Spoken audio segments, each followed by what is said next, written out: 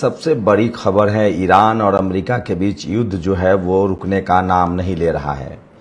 फिर से ईरान पर अमेरिका ने हमला करने की कोशिश की, जिसके बाद ईरान ने लगभग बहरीन और कुवैत के अमेरिकी ठिकानों पर बड़ा हमला किया है।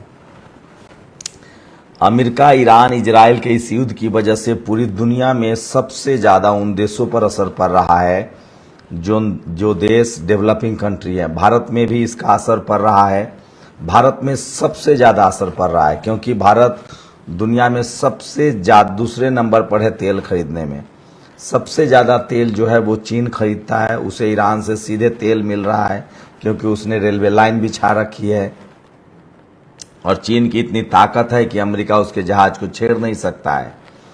इसी को लेकर सोनिया गांधी ने एक लेख लिखा है कि क्या भारत को फिलिस्तीन के साथ खड़ा होने का जो इतिहास रहा है, हमने इजराइल के साथ खड़ा होकर गलती की है।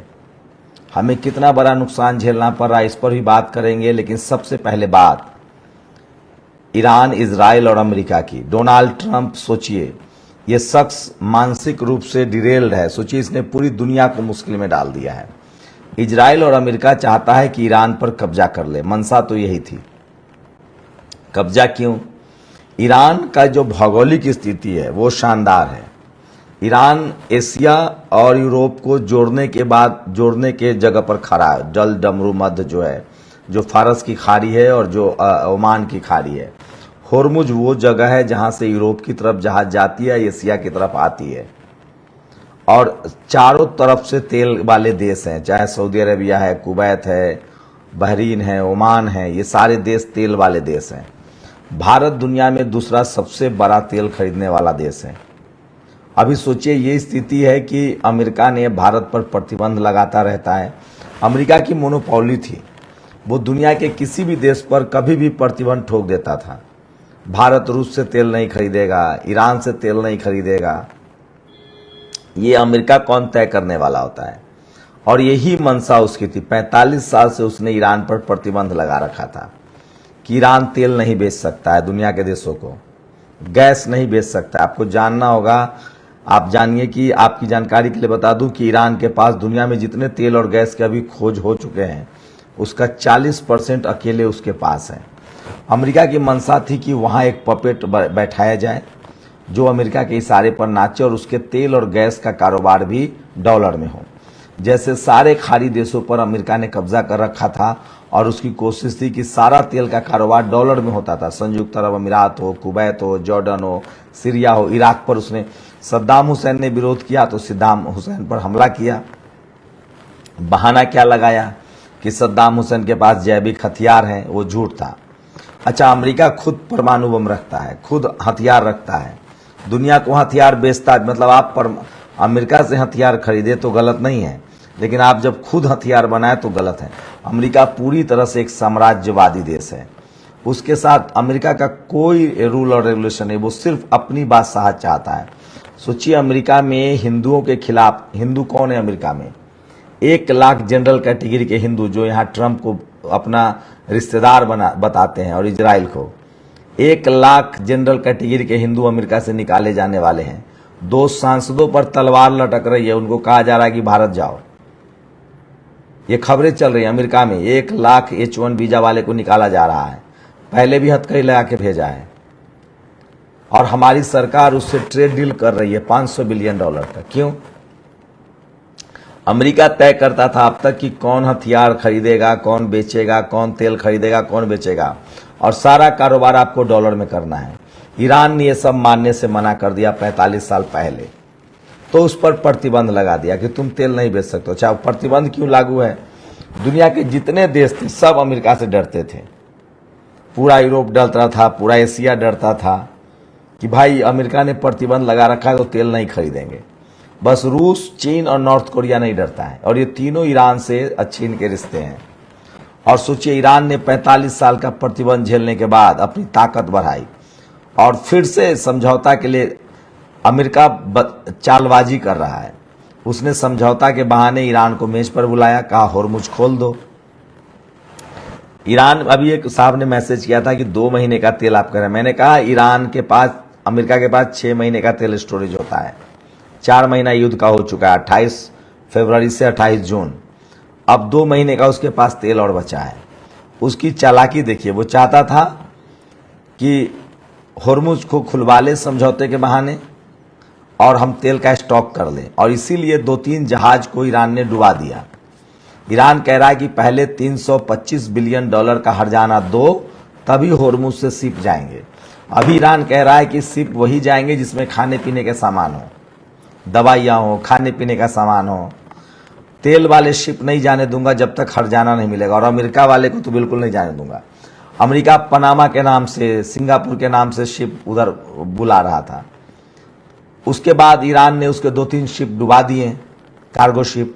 फिर अमेरिका ने हमला करने की कोशिश की, तो अब 20 ठिकानों को फिर से ईरान ने हमला निशाना बनाया है।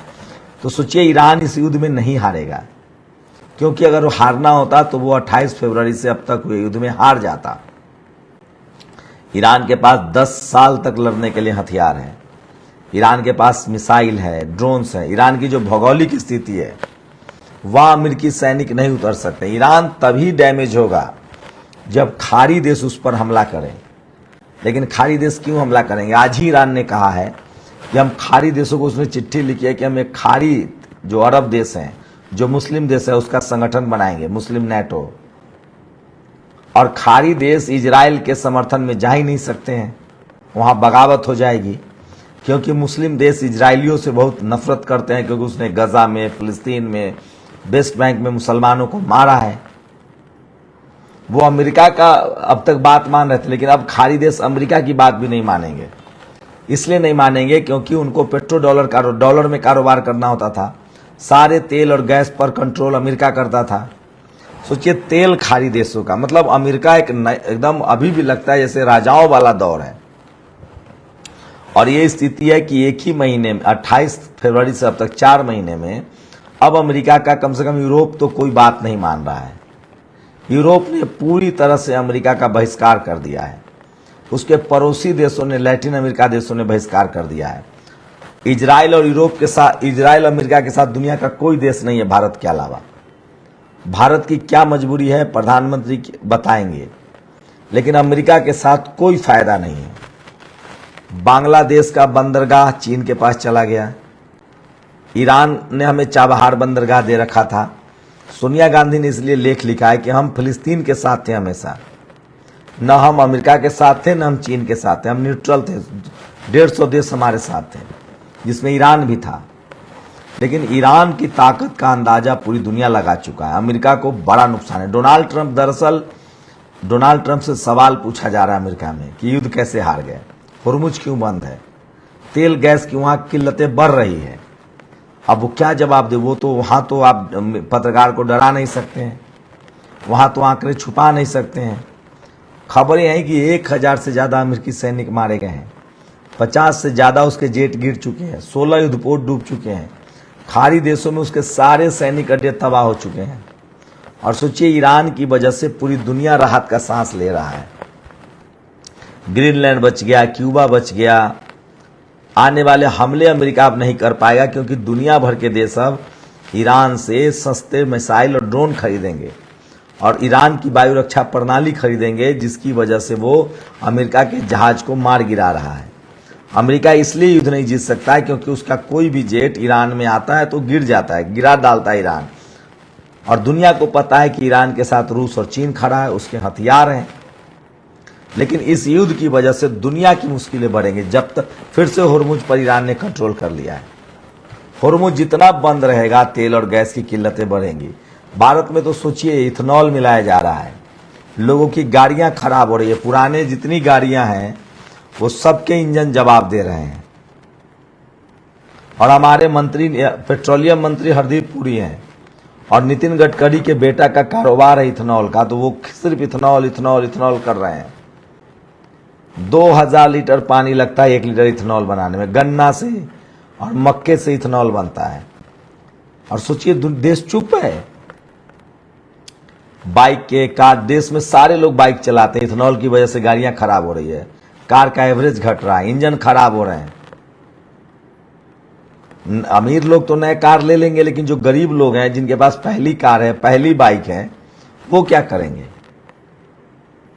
तो भारत सबसे ज्यादा नुकसान उठा रहा है युद्ध का, और अमेरिका कह रहा है कि हमसे तेल और गैस लो, उसके पास खुद नहीं है। कह रहा है वेनेजुएला का तेल और गैस लो, लाएंगे कैसे? होर्मुज तो बंद है। सोचिए, भारत के विदेश मंत्री और प्रधानमंत्री और यहाँ के जानकारों से बड़ी गलती हुई है। जैसे दुनिया को भी लगता था कि सब चुप थे, दुनिया देख रहा था कि कौन जीत रहा है। दुनिया को लगता था कि ईरान 2, 4, 10 दिन से ज्यादा नहीं युद्ध झेल पाएगा, फिर भी चुप था। हमारे प्रधानमंत्री इजराइल चले गए, फादरलैंड मदरलैंड कर रहे हैं, उसके बाद भी ईरान कह रहा है कि हम भारत के साथ हैं। अमेरिका से किसी को कुछ नहीं मिलना है, वो एक शोषक देश है, साम्राज्यवादी देश है। और इजराइल अमेरिका की बात खत्म हो चुकी है, वो ईरान से युद्ध हार चुका है। वो ईरान पर कोई ट्रंप सिर्फ गिदर भभकी धमकी ताकि अपने देश के लोगों में वो बचा रह सके। दरअसल ट्रंप को और बेंजामिन नेतन्याहू को जेल जाना है। एप्स्टीन फाइल में ट्रंप जेल जाएंगे, बेंजामिन नेतन्याहू पर भ्रष्टाचार के आरोप है। इस दोनों शख्स ने पूरी दुनिया को मुश्किल में डाल रखा है। और अरागची ने साफ कह दिया है कि हम कोई डरने वाले नहीं हैं। युद्ध अगर तुमने समझौता तोड़ा तो हम होर्मुज फिर बंद कर देंगे। सोचिए, डोनाल्ड एक राष्ट्रपति दुनिया को कितना मुश्किल में डाल सकता है। और सोचिए, अमेरिका को ही बेनकाब कर दिया। कल तक दुनिया में लोग अमेरिका की कस्में खाते थे उसकी ताकत का, अब लोग कह रहे हैं कि सबसे कमजोर मुल्क है। सोचिएगा जरूर। शुक्रिया। नेशनल दस्तक की आपसे गुजारिश है कि अगर इसको बचाना चाहते हैं तो नेशनल दस्तक को सब्सक्राइब करने के लिए रेड कलर के सब्सक्राइब बटन को दबाएं, फिर बेल आइकन की घंटी दबाएं।